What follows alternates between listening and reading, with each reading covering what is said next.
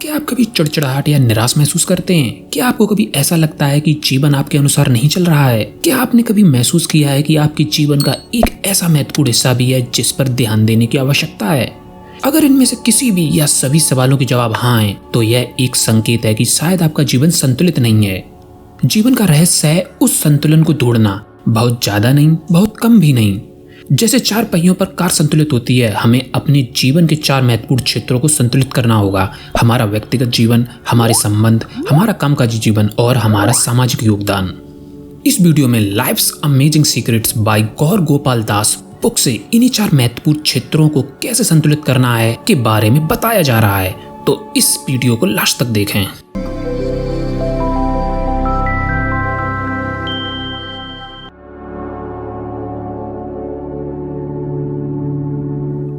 Number 1, कृतज्ञता के साथ आगे बढ़ना। समस्याओं से निपटने के लिए हमें सकारात्मक सोच रखनी चाहिए। सोचें, क्या मैं जिस स्थिति में हूँ उसके बारे में कुछ सकारात्मक है? सकारात्मक होने का मतलब यह नहीं है कि हम नकारात्मक को नजरअंदाज करें। हमें सकारात्मक पर ध्यान केंद्रित करते हुए नकारात्मक परिस्थितियों से रचनात्मक रूप से निपटना चाहिए। कृतज्ञता जीवन की वह स्थिति है जो हमें सकारात्मकता को देखना सिखाती है। यह इस अनुभूति से आती है कि दुनिया में अच्छाई है, उसमें से कुछ अच्छी चीजें हमारे साथ हैं और वे अच्छी चीजें बाहरी वास्तविकता से आ रही हैं। चेतना की वह अवस्था हमें सकारात्मकता से जोड़ देती है। यहाँ तक कि मुश्किलों और दुखों के समय भी हम आंतरिक शक्ति अनुभव कर सकते हैं। ऐसा तब होता है जब हम मित्रों और परिवारजनों के समर्थन के लिए कृतज्ञ होते हैं। नंबर 2, विराम लीजिए। हमें अवश्य ही सीखना चाहिए कि अपना विराम बटन कैसे दबाएं और जिसके प्रति कृतज्ञ हैं उस पर चिंतन करें। यह कहना सही नहीं है कि हम इतने व्यस्त हैं कि कृतज्ञ भी नहीं हो सकते। अगर हम विराम नहीं लेते तो अपने जीवन के कितने सुंदर पलों को खो देंगे। कृतज्ञता का अभ्यास करने के रास्ते हैं। उस अच्छाई को पहचानें जो हमारे लिए की गई है और आपका शुक्रिया कहें। कृतज्ञता केवल एक भावना नहीं है, यह जीवन जीने का तरीका है जिसे सीखा जा सकता है और जिसका अभ्यास किया जा सकता है। हमें कृतज्ञता के अभ्यास के लिए समय की प्राथमिकता तय करनी चाहिए और इसके लिए कई रास्तों में से एक रास्ता है कि नियमित रूप से कृतज्ञता अभिलेख यानी ग्रेटिट्यूड लॉग लिखा जाए। नंबर 3, चिंता क्यों? जीवन में कुछ चीजें हमारे नियंत्रण से बाहर हैं। जब हम उस स्थिति में होते हैं तो हम पूरी तरह से हारा हुआ महसूस करते हैं क्योंकि हम अपने सामर्थ्य के अनुसार सभी प्रयत्न कर चुके होते हैं, लेकिन वह व्यर्थ है। व्हाट्सएप के फाउंडर को ट्विटर और फेसबुक में आवेदन करने से नौकरी नहीं मिली। भविष्य में ऐसा होना उसके पक्ष में था। अतः किसी एक समय में हमें जो बुरा लगता है वह हमारे लिए सर्वश्रेष्ठ भी सिद्ध हो सकता है। जीवन में बहुत सारी परिस्थितियां बनती हैं जो हमारे नियंत्रण से बाहर होती हैं। सोचिए, क्या यह मेरे नियंत्रण में है? यदि हाँ, तो आप इस विषय में कुछ कर सकते हैं, यदि नहीं तो आप इस विषय में कुछ नहीं कर सकते। अतः दोनों ही स्थिति में चिंता क्यों? नंबर 4, आध्यात्मिक साधना। हम आध्यात्मिक अनुभव करने वाले मानवीय जीव नहीं हैं, बल्कि मानवीय अनुभव रखने वाले आध्यात्मिक जीव हैं। हम ये शरीर नहीं हैं, हम शरीर से परे हैं। हमें संबंधों का क्रम समझने की आवश्यकता है। मूलभूत रूप से हमें अपने से बड़ी किसी शक्ति जैसे ईश्वर से जुड़ना चाहिए। ऐसा करना हमें दुनिया में खुशी और आनंद बांटने की शक्ति दे सकता है। ईश्वर से जुड़ने के अनेक रास्ते हैं। हम अपना रास्ता चुन सकते हैं जो आवश्यक है, क्योंकि हमें उस रास्ते पर दूर तक जाना होगा। एक बहुत प्रभावी तरीका जिसे ऑथर ने अपनाया है वह है मंत्रोच्चारण।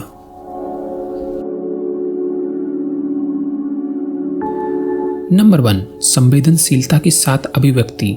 हमें अपने शब्दों और क्रियाओं में संवेदनशील रहना चाहिए। संवेदनशील होने का अर्थ यह सोचना है कि हम जब कुछ कहते हैं या करते हैं तो दूसरे लोग उससे कैसा अनुभव करते हैं। संवेदनशील बनने का अभ्यास कैसे करें?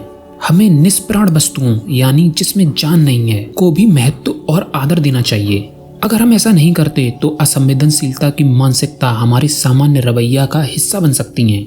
वस्तुओं के साथ बुरा व्यवहार हमारे रवैये को नकारात्मकता देता है जो हमारे संबंधों में भी प्रवेश कर सकती हैं।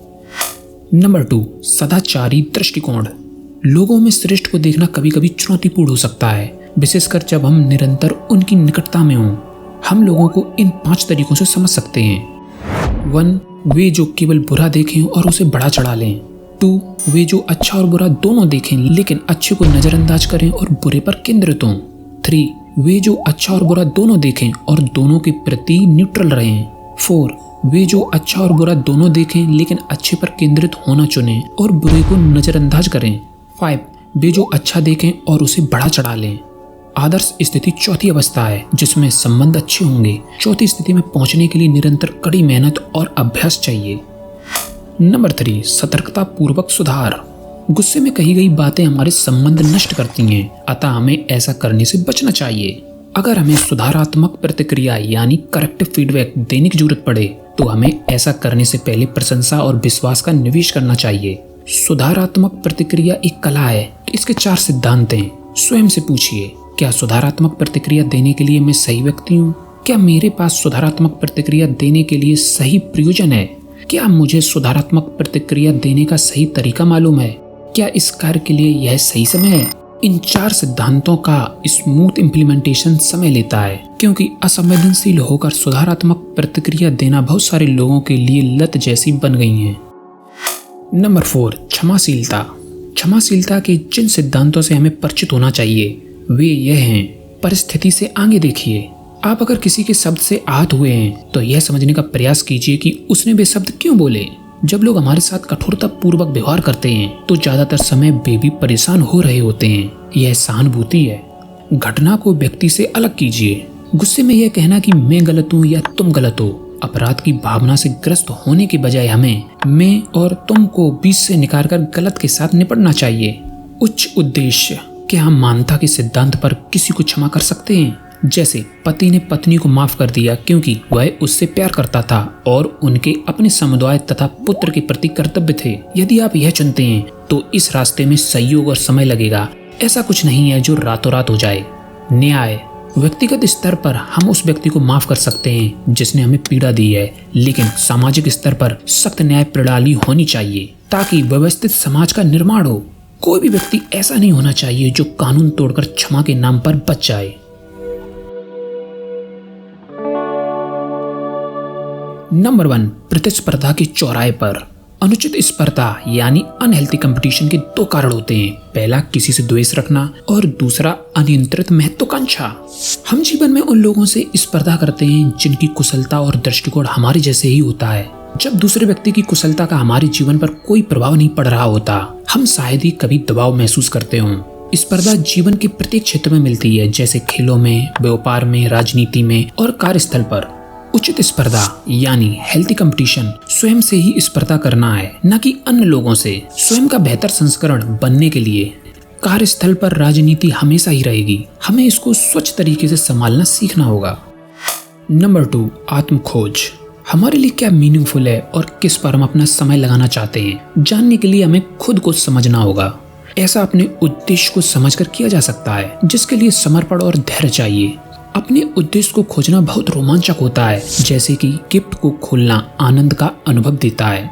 जीवन में उद्देश्य तक पहुंचना एक यात्रा है, कोई घटना नहीं।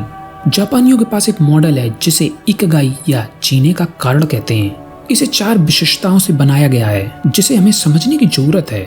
हम क्या पसंद करते हैं, हम किस कार्य में कुशल हैं, दुनिया को किस चीज की जरूरत है, हमें किस कार्य के लिए धन मिल सकता है। अगर हम उम्र में बड़े हो चुके हैं और हमने अब तक जीवन में अपने उद्देश्य का आकलन नहीं किया है तो हम इस सिद्धांत का अनुसरण कर सकते हैं। जो करना पड़ रहा है उसे पसंद करो और वह भी करो जो करना पसंद है। नंबर 3, कार्यस्थल के अध्यात्म की व्याख्या। जब आध्यात्मिक दिमाग वाला व्यक्ति होने और दुनिया में सफल होने की बात आती है तो कई गलतफहमियां होती हैं। पहली यह है कि अध्यात्म हमारी महत्वाकांक्षाओं और हासिल करने के उत्साह को मार डालता है। यह गलत है, क्योंकि आध्यात्मिकता केवल हमारे लक्ष्य को प्राप्त करने के उद्देश्य को बदल देता है। यह हमें ऐसा बनाता है कि हम बहुत बड़ी सफलता प्राप्त करना चाहेंगे ताकि हमारे पास दूसरों की सहायता करने के लिए संसाधन हो। गीता में कृष्ण और अर्जुन की कथा इस विषय में बहुत कुछ समझाती है। दूसरों की मदद करने के लिए लड़ें और हासिल करें, लेकिन आंतरिक रूप से अपने निजी जीवन में संतुष्ट रहो। दूसरी कि आध्यात्मिक लोग अपने मूल्यों के कारण व्यापार में पीछे छूट जाते हैं। हम जितना चाहें उतना धन अर्जित कर सकते हैं और सेवा में उसका उपयोग कर सकते हैं, फिर भी हमें उसकी क्षमता के प्रति सतर्क रहना चाहिए, क्योंकि वह हमें हमारे उद्देश्य से भटका सकता है। नंबर 4, सत्य, निष्ठा और चरित्र। सदचरित्र यानी गुड कैरेक्टर जीवन बदलने वाला होता है। यह हमारे कार्यों से संबंधित है, हमारे शब्दों से नहीं। चरित्र विकास के सिद्धांत हैं विचार, वह लाइफ साइकोलॉजी जिसका हम पालन करते हैं, हमें इससे सीखना चाहिए। आचार, साइकोलॉजी पर आधारित काम, हमें इसे अवश्य करना चाहिए। प्रचार, उन कार्यों के माध्यम से दुनिया को जो अच्छा आचरण दिखाया जाता है, हमें इसे भी करना चाहिए। महान लोग जो करते हैं, कॉमन मैन उनको फॉलो करते हैं। नंबर 1, निस्वार्थ त्याग। आइसक्रीम की साइकोलॉजी, पिघलने से पहले इसका आनंद ले लो। मोमबत्ती की साइकोलॉजी, पिघल जाने से पहले दूसरे लोगों को प्रकाश दे दो। खुश रहने के लिए हमें अपना मनोभाव आइसक्रीम से मोमबत्ती की ओर ले जाना चाहिए। स्वार्थी से स्वार्थहीन तक यह सेवा के माध्यम से ही होगा। हमें करुणा थकान से सावधान रहना चाहिए। इसका मतलब यह हुआ कि हमें दूसरों की सहायता का प्रयत्न करते समय अपने सभी पहियों को संतुलित रखना होगा। यह स्वार्थी होते हुए भी स्वार्थहीन रहने का सिद्धांत है। नंबर 2, सबसे पहले परिवार। पहले हमें निस्वार्थ होकर अपने परिवार की सहायता करनी चाहिए। पारिवारिक संबंध बनाए रखने के लिए हमारे रोजमर्रा के त्याग निस्वार्थता के ही कार्य हैं। हमारी निस्वार्थता का दायरा हमारे परिवार तक ही सीमित नहीं रहना चाहिए। हमें उनकी भी सहायता करनी चाहिए जो हमारी तत्कालिक देखरेख और स्नेह के दायरे में नहीं है। नंबर 3, राष्ट्र कथा। जब हम निस्वार्थता का दायरा बढ़ाते हैं तो हम अपने समाज और देश की प्रभावी रूप से सेवा कर सकते हैं। यह हमारे सैनिकों के वीरतापूर्ण प्रयासों में दिखता है जो हमें सुरक्षित रखते हैं, और उन समाज सेवकों में भी जो देश चलाने में हमारी सहायता करते हैं। नंबर 4, सेवा में आनंद। सेवा के साथ अध्यात्म मिल जाने से वह अधिक संतुष्टिदायक हो जाती है।